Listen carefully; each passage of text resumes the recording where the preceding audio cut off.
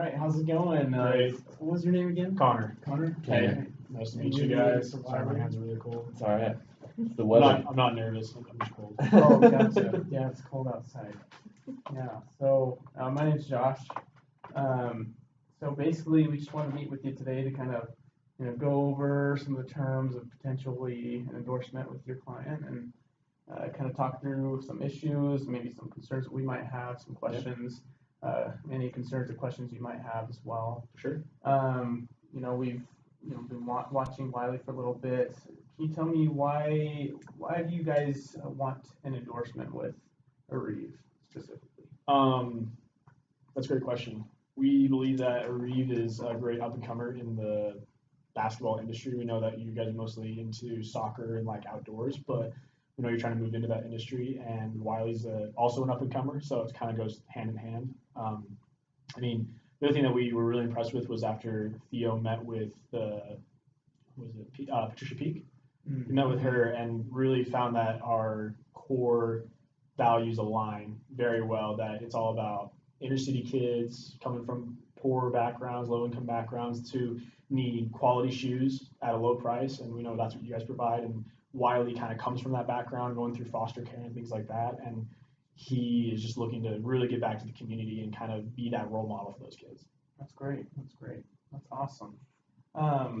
That's good. We definitely like to hear that. We, everything you said we support, we're trying to promote. So can you talk to me a little bit about kind of how Wiley's come along as far as attitude? We know you've had kind of a troubled past in the NBA and kind of a troubled, attitude when it comes to being sportsmanlike and compliant with coaches and team members. Is that going to be something that's an issue? And if not, how can you kind of guarantee that for us? That's one of our concerns. Yeah. So really, he. First off, we want to let you know that Theo's very aware of those issues, and he's aware that those were a problem. Really, that was more of a past issue, like in his college days. He realized when he came into the NBA, he really needed to turn his image around, and he's very committed to that at this point in his career. Especially as a second-year man, he knows that if I'm going to make it in this industry, I have to be that role model, and I have to be the team player. He attributes most of those issues, I guess, or that attitude problem that he had to his parents dying at a young age, which then in turn put him through the foster system, and that kind of just hardened him up a little bit. But he realizes that he's got to be that role model. He's got to be a team player when it comes to coaches, players, agents, whatever. He's got to play the part, and he wants to really turn his image around. So he's very committed to that. Gotcha. That's great. So has he had any issues recently as far as inside the NBA? Do you guys have any kind of record of that? No, his first year, from what I remember, he might have had a couple of scuffles at the beginning of the season, but then just committed himself to being a squeaky clean player, essentially. So his first year, he really turned himself around from like his college days. He went undrafted, so I think that kind of woke him up as well, that it's not all about talent. You got to be able to play along. So once he got picked up by the New Jersey Hoops, I think that was just seen as a opportunity and not as entitlement. So he was able to just kind of come along. He hasn't had any legal issues either. We know he had some legal issues in the past, and we're very aware of that. But he's just committed to having a great image. Gotcha. Okay. Cool. Okay. So as far as contract terms, this is something we definitely think would be a good fit for Wiley, so long as he can stay within his professional conduct. Yeah. Now, before we get into that, what is your guys' overall vision for this partnership? We want an athlete that can represent our brand, that can help us enter into this sector as far as sports go, and representing athletes in basketball as well as soccer, and you mentioned it. So we want an athlete that can really be a good starter for that and be a good role model for children. That's where we put a lot of emphasis and our focus. Okay. Is making sure that our athlete appeals to the younger crowd and kind of inspires them. So now would Wiley be like the face of the brand essentially, or what is it kind of like your path for Wiley at this point? Basically, we want to launch a footwear line, and so we want to create a shoe and launch it. Wiley would kind of be the face of that. that line and help us launch that product into a new market. And so that's kind of how we're entering into it. But obviously, as an endorsee, he needs to represent what we stand for. And so that's kind of why we brought up the concerns to begin with. And so that's kind of what we're looking for. So essentially, you want him to become like the Steph Curry of Every. That's kind right. of like the face of the basketball world for this brand. In a way, yes. Good role model. Okay. Exactly. Right. So I think that lines up perfectly with where our client wants to go with his career. So great. Awesome. Well, great. So I guess we'll kind of get into it as far as the contract goes, what we're prepared to offer you. Considering just a few things to put into consideration. So we know first round draft picks last year we're getting about 1.6 million to start with their endorsement. This is a typical 2-year contract. However, undrafted players are looking about 25% of that. And so we felt, considering Wiley's past, we'd like to start around 400,000, 406,000 for the 2-year contract, and just see how that goes, and then we can kind of reevaluate after 2 years and see if we can step up from that. And how's that sound? Let me talk to my partner really quick, and we'll get back with you.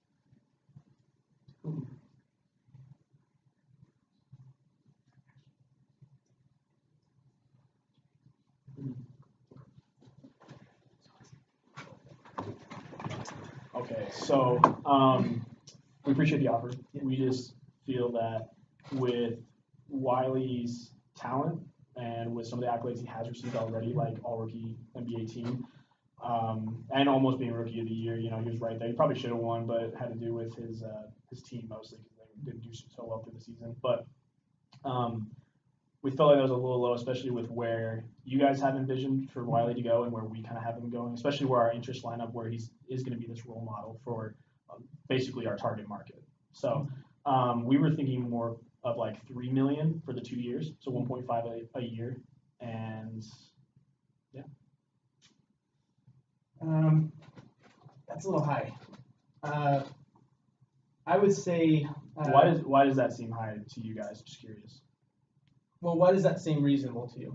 The 3 million. Well, like what we just said, with our interests, how they line up, where Wiley's going to be essentially become the face of this section that you're trying to get into, and because he's an up and comer and you're an up and comer basically in that industry, it just seems like we all really align with that, and we just want to make it so that it's worth it for our client to invest in it, and it makes it look like you guys trust him and that you're really invested in his potential. Okay. So why does that seem too high for you guys? The reason it seems a little bit high for us is because I totally understand you want to align his contract with where you think he will go.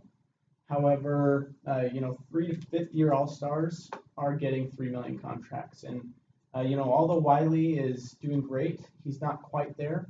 He's in his 2nd season. We don't think he's quite there yet, and we kind of like to base it off of historical performance rather than we love for Wiley to improve and to get better, but in the industry he's still considered untouchable. So we're taking a considerable risk taking him on as a client to represent our product. So when you say historical, you're not talking about like playing stats, you're talking about his personal life. No, well, perhaps that as well, but I'm also talking about, the historical trend as far as what athletes are being offered for endorsements. Okay. Based off of, their status, what they've been able to accomplish, first round draft picks versus, third, fifth year all-stars. We felt the 25% of 1.6 million was a decent offer, but, obviously you feel like he deserved a little more, and that's fair. But objectively, looking at kind of historically what has happened, we don't feel he's, quite worth the $3 million contract as far as what All-Stars are getting. And until his behavior kind of turns around and he has a track record that proves it, that kind of clears him out, and not just him saying that he wants to be better, that he's going to improve. Well, but remember that in his first year, he has proved that. That's true. But you did mention he had a few scuffles, and we've seen that. So he's still considered highly untouchable in the league. Right. That's fair. And so we'd like to counter that with, we'll double the offer, $800,000 for a 2-year contract endorsement. Okay, so $400,000 a year. Yeah. Okay. Okay. Let's see. Let me talk about it real quick with my partner, and then we'll come back.